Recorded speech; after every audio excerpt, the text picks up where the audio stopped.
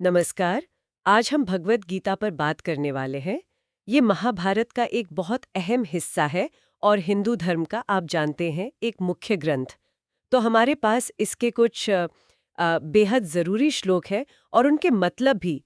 कोशिश ये रहेगी कि इन श्लोकों से जिंदगी, धर्म, कर्म और रूहानियत, इनसे जुड़ी कुछ खास बातें समझें। हाँ, और देखें कि ये हजारों साल पुरानी बातें आज भी मतलब कितनी रेलेवेंट है। बिल्कुल बिल्कुल। गीता के श्लोक असल में जिंदगी की जो उलझनें होती है ना, उनमें रास्ता दिखाने का काम करते हैं। तो चलिए कुछ जो मुख्य शिक्षाएं हैं उन पे थोड़ी गहराई से बात करते हैं। हाँ, तो कहाँ से शुरू करें?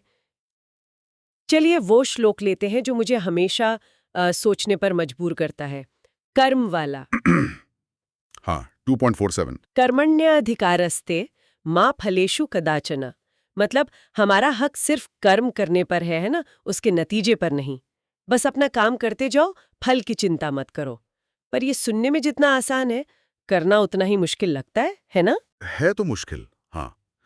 लेकिन इसमें एक और मजे की बात यह है कि गीता सिर्फ ये नहीं कहती कि फल की इच्छा से कर्म मत करो। हम्म। वो ये भी कहती है कि डर या मोह से कर्म करना छोड़ देना वो भी ठीक नहीं है। अच्छा। हाँ, ये है अनासक्ति। मतलब बिना किसी अटैचमेंट के, बिना नतीजे की उम्मीद के काम करना। ओके।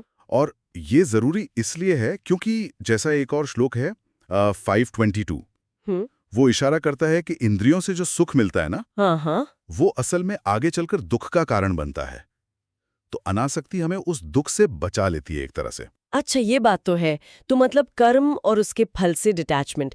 इसके बाद गीता उस पर आती है जो ये सब कर रहा है, आत्मा। बिल्कुल, कर्ता पर। श्लोक 2.20, न जायते म्रियते वा कदाचिन। आगे भी है, न हन्यते हन्यमाने शरीरे।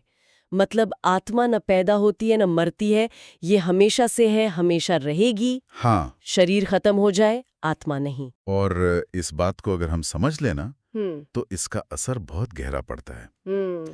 जब हम ये मान लेते हैं कि हमारा जो असली स्वरूप है आत्मा, हम्म।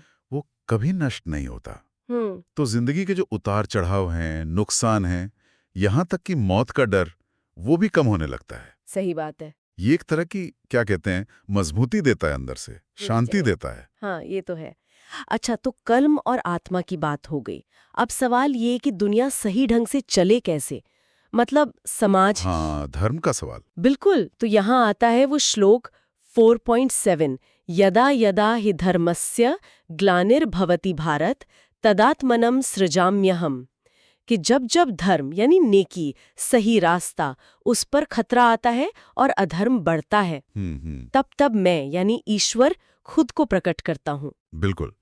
ये श्लोक एक भरोसा दिलाता है कि अच्छाई की हमेशा रक्षा होगी। हम्म। ईश्वर हस्तक्षेप करेंगे, हम्म। लेकिन सारी जिम्मेदारी सिर्फ ईश्वर की नहीं है। अच्छा। हाँ, एक और श्लोक है 3.21, वो कहता है यद्यदा चरति श्रेष्ठस तत्तदेव जना।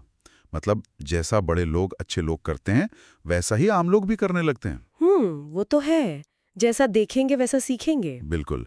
तो समाज में धर्म बनाए रखने के लिए अच्छे लोगों का सही आचरण, उनका उदाहरण बनना बहुत जरूरी है। मतलब दूसरों को देखने के साथ साथ खुद पर भी काम करना है, ये नहीं कि बस भगवान भरोसे बैठ गए। हाँ बिल्कुल, आत्म प्रयास। गीता यही कहती है ना।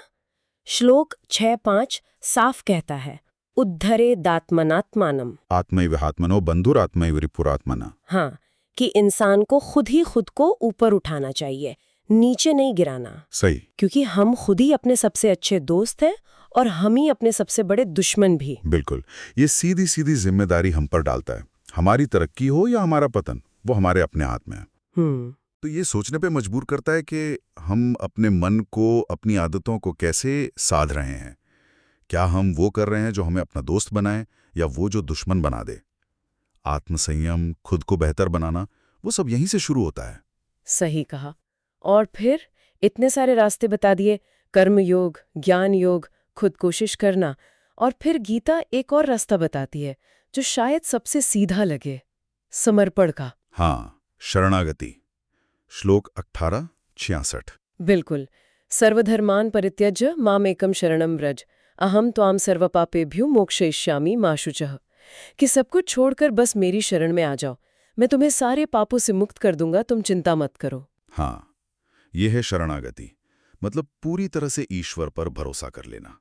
और ये कर्म या ज्ञान के रास्तों का कोई विरोध नहीं करता, ये उनको पूरा करता है एक तरह से। अच्छा। जब इंसान अपनी पूरी कोशिश कर लेता है और फिर खुद को ईश्वर को सौंप देता है, तो उसे एक गहरी शांति मिलती है। वो जो आखिर में कहते हैं ना, माँ शुचा, शोक मत करो। हाँ, माँ शुचः। ये सिर्फ शब्द नहीं है, ये एक बहुत गहरा आश्वासन है जो सच्चे भरोसे से ही महसूस होता है। तो मतलब कुल मिलाकर अगर देखें तो गीता कर्म करने को कहती है, आत्मा को समझने पर जोर देती है, हाँ, समाज में धर्म निभाने की बात करती है, खुद कोशिश करने को कहती है, बिल्कुल, और आखिर में ईश्वर पर भरोसा रखने का रास्ता भी दिखाती है। बिल्कुल।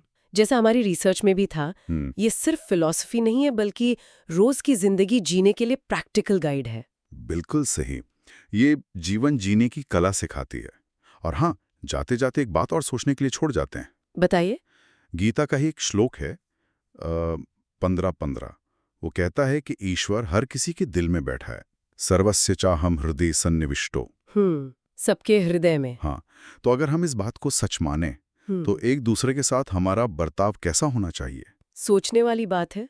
या फिर जैसा गीता भक्त के लक्षण बताती है, किसी से नफरत न करना, सबके लिए दोस्ती और दया का भाव रखना, सुख दुख में एक जैसा रहना, संभाव जिसे कहते हैं। हाँ, संभाव। अगर हम इस संभाव को साधने की कोशिश करें तो हमारी जिंदगी कितनी बदल सकती है, ये सोचने लायक है।